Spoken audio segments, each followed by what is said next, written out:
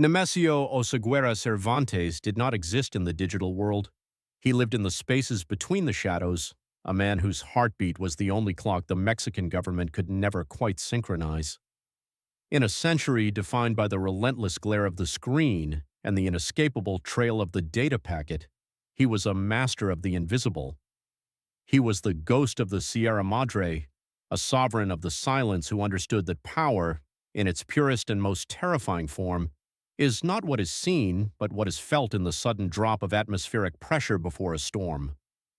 While his contemporaries in the underworld chased the fleeting dopamine of fame, posting photos of gold-plated Kalashnikovs and pet tigers on Instagram, Nemesio, known to the world as El Mencho, remained a phantom.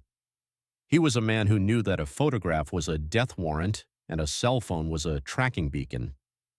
He chose instead to live in the analog folds of the earth, where the only signals were the rustle of the wind through the pines and the rhythmic breathing of his elite guards. The legend of El Mencho was built on a foundation of silence and the brutal, humid reality of the Tierra Caliente. Born in 1966 in the small, dust-choked village of Aguililla, Michoacán, Nemesio was one of 6 brothers who learned early that the earth gave nothing for free. In that corner of Mexico, the sun does not merely shine, it punishes. The landscape is a jagged tapestry of limestone and scrub, where the primary exports were avocados and orphans. By the age of 10, his hands were perpetually stained with the green residue of the harvest. He was a child of the laborers, the ones who broke their backs so landowners in far-off cities could thrive. He watched the trucks roll out of the valley, laden with the wealth of the soil, while his family remained tethered to the dust. This was his first lesson in the economics of the world. Those who produce the value rarely possess the power. By 14, the rhythm of the harvest shifted.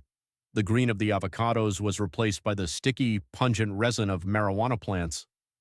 In the hidden folds of the mountains, under the canopy of the Michoacán forests, a different kind of commerce was taking root. It was here that he realized a fundamental truth of power. It wasn't about who owned the land, but who controlled the fear of those who walked upon it. The marijuana fields were a classroom where the curriculum was survival. He learned how to read the terrain like a palmist reads a hand, identifying every ravine, every hidden spring, and every goat path that could serve as an escape route. This early education provided him with a map of the terrain that no satellite could ever replicate, a geographical intimacy that would later allow him to vanish at will. He became a part of the mountain, a creature of the topography. His journey eventually took him across the border to the fog-drenched streets of San Francisco. In the United States, he was not a ghost but a statistic, a young man dealing heroin in the shadows of the Tenderloin. When the law finally caught up with him, he was sent to a federal prison, an experience that acted as a finishing school for his burgeoning ambitions. In the cold, sterile environment of the American carceral system, he didn't just serve time, he studied. He observed the structures of organized gangs, the logistics of cross-border supply chains, and the psychological architecture of confinement. He learned how systems functioned and, more importantly, how they failed. When he was deported back to Mexico, he didn't return as a broken man or a common criminal. He returned as a student of the system, his mind sharpened by the friction of the law. Back in Michoacán, he took an unexpected turn that would define his tactical genius. He served briefly as a municipal police officer. It was a calculated move, a way to peer behind the curtain of state authority. In the blue uniform of the law, he had a front-row seat to the mechanics of power. He saw where the armor of the state was thinnest, how the gears of bureaucracy could be jammed with lead or greased with gold. He learned the protocols of the military, the limitations of local surveillance, and the inherent corruption that festered in the gaps between agencies. He was a double agent of his own destiny, absorbing the very tactics that would one day be used to hunt him. He understood that the law was not an immovable wall, but a series of hinges that could be manipulated if one knew where to apply the pressure. By 2011, this synthesis of street-level dealing, prison-hardened resolve, and police tactical knowledge culminated in the birth of the Jalisco New Generation Cartel, the CJNG. This was not merely another criminal organization, it was a paramilitary evolution. Unlike the flamboyant narcos of the past who craved the spotlight and the adoration of the masses, Mencho operated as a paramilitary CEO. He transformed a ragtag group of enforcers into a disciplined corporate entity that treated violence as a logistics problem rather than an emotional outburst. He implemented a hierarchy that mirrored a professional army, with specialized units for intelligence, logistics, and execution.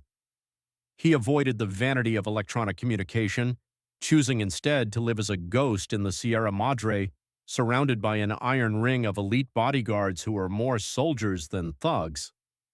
These men were not just bodyguards, they were disciples of his doctrine of silence. The sensory reality of his reign was one of metallic tastes and sudden silences. In the mountain hideouts where he moved every few days, the air smelled of crushed pine needles and the sharp, high-octane scent of gasoline from the portable generators. Mencho's world was tactile and immediate. He didn't look at screens, he looked at the rough grain of a topographic map spread out on a wooden table. He didn't send emails, he felt the cold weight of a customized 1911 pistol against his hip, a tool of finality.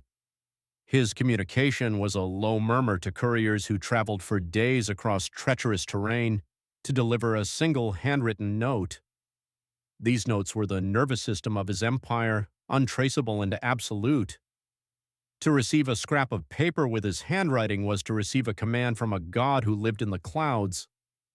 He built an arsenal that defied traditional police capabilities, weaponizing the future to protect his ancient way of life.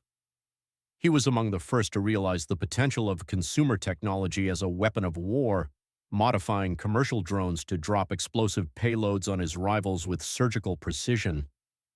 He equipped his men with Barrett .50 caliber sniper rifles and rocket launchers that could swat military helicopters from the sky like bothersome flies. For over a decade, he was an inevitability, a specter that the DEA and Mexican Special Forces chased through a labyrinth of his own making. He was the man who had ordered the shooting down of a Mexican Army Cougar helicopter in 2015, a feat of defiance that cemented his status as the king of the underworld. That day, the world saw the smoke rising from the wreckage and realized that the ghost had teeth. The 2015 incident was more than a tactical victory, it was a psychological declaration of independence. By bringing down a state-of-the-art military aircraft, Mencho proved that the border between the cartel and the state had dissolved. He had created a shadow state, one with its own tax system, its own justice, and its own standing army. In the villages under his control, he was often seen as a provider, the man who built roads and schools where the government had failed. This was the plata side of his rule, the silver that bought loyalty, but the plomo, the lead, was never far behind. He governed through a terrifying balance of benevolence and butchery. Those who betrayed the silence did not just die, they disappeared into the earth, their names erased from the memory of the living. Yet even the most disciplined ghost leaves a footprint. As the years turned into a decade of dominance, the very complexity of the empire he had built began to create friction. An organization that spans continents and generates billions of dollars cannot remain entirely invisible forever. By early 2026, the silence he had so carefully cultivated had begun to fray at the edges. It started with the small things: a courier who stayed too long in a city, a mid-level lieutenant who developed a taste for the limelight, a satellite phone that was switched. The glass walls of the villa at the Tapalpa Country Club acted as a cruel prism, catching the dying light of the Jalisco sun and scattering it across the manicured greens of the golf course below. It was an architectural marvel of stone and transparency, a structure that seemed to defy the rugged, untamed spirit of the Sierra Madre that loomed in the distance like a watchful titan. For years, the man known as the Ghost had existed in the deep shadows of those mountains, a phantom moving through pine forests and hidden bunkers. But the mountains are a jealous mistress. They offer safety, but they demand a high price in absolute isolation. The breakthrough for Operation Rayo did not arrive through the sophisticated algorithms of a satellite sweep or the crackling static of an intercepted encrypted radio frequency. Instead, it